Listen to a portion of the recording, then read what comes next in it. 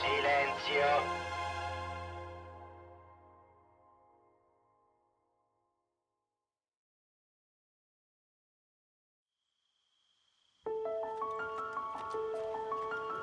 A long, long time ago, I grew up in a magician's workshop in Paris. His name was Georges Méliès. He was an extraordinary man, a man with a mischievous spirit. His desire to fill life with wonder was so strong that one day he offered me the moon. And then he died, alone and forgotten. I was an orphan, and a tramp took me in. A nice fellow, an exile, a damn talented kid. That guy had two real friends in life, Harold and Buster. I really worshiped those three. Without them, I know I wouldn't have become what I was and what I am.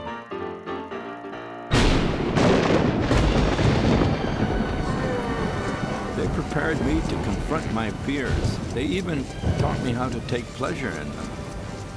I liked being afraid. Thanks to them, beasts and monsters fascinated me more than they frightened me.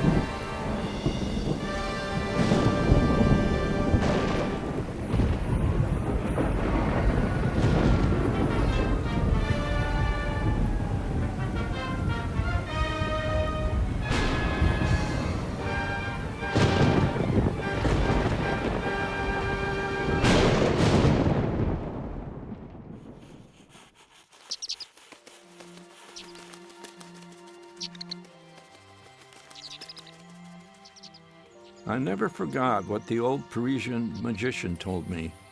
Take a bite of this apple. Never destroy the child inside you. Just take a bite. That's your most precious treasure. I feel so strange. Try to pick up the sword, Wart. Whoa! Well done, Wart. Let's go, Merlin! How did you escape? Oh, but I couldn't. They chopped me into firewood. Oh, my nose! What's going on? Maybe you lied to me earlier, Pinocchio. When I grew up, I started traveling. Far and wide throughout the West, the far West. I loved dragging myself around in stagecoaches until we were held up by a really wild bunch, wackos for weapons. So then I headed northwest. But it was nuts up there, too. Kamikaze style. You know the genre?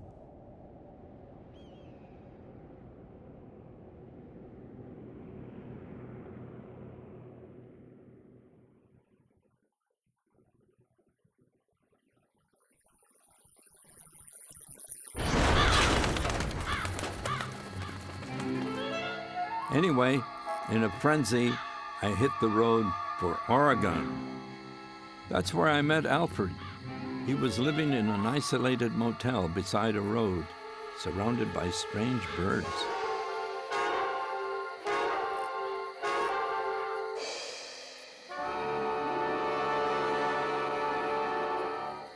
Frankly, the guy was a little shady. One evening before dinner, his nephew showed up, a turbulent kid, a real truant. I liked Alfred, but he freaked me out. So one morning I skipped town with Stanley. A real genius, that one. Though he actually freaked me out too. We spent our time at the Korova Milk Bar, downing molokos with his roogs, which really makes up your Razaduk and gets you ready to go a little berserk.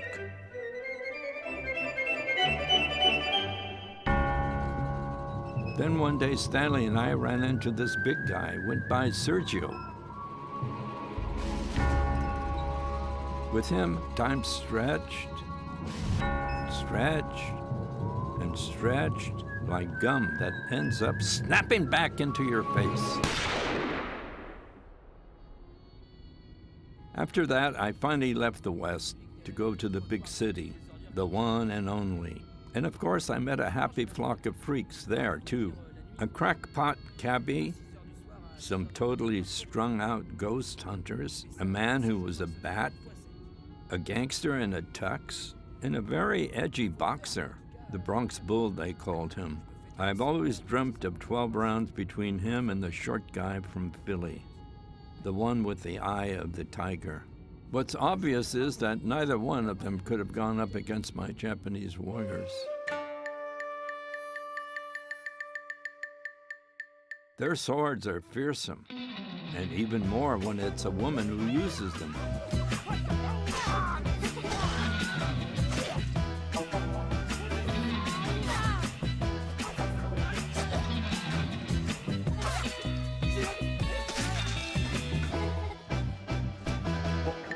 It was thanks to her that I ended up back on the West Coast. I was already old, but I was crazy about that girl.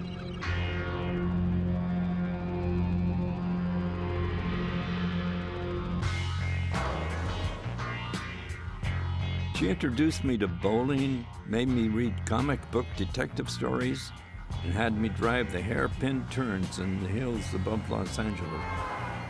And that's also where I ran into Jean-Luc again, thanks to a kid who was a fan, a raving madman. At the Garmar Theater, I spent whole nights with Quentin.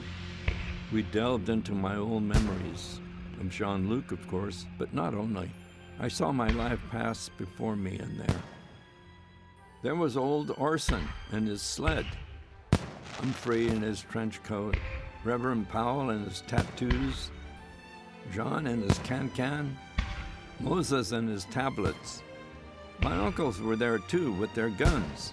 And look, over there, there's Federico and his fountain. There was also Lawrence and his camels, Rosemary and her newborn, and I remember the beach and that shark, the Jedi and his Vader, Jack and his Nightmare Christmas, and even a few Navi from Pandora.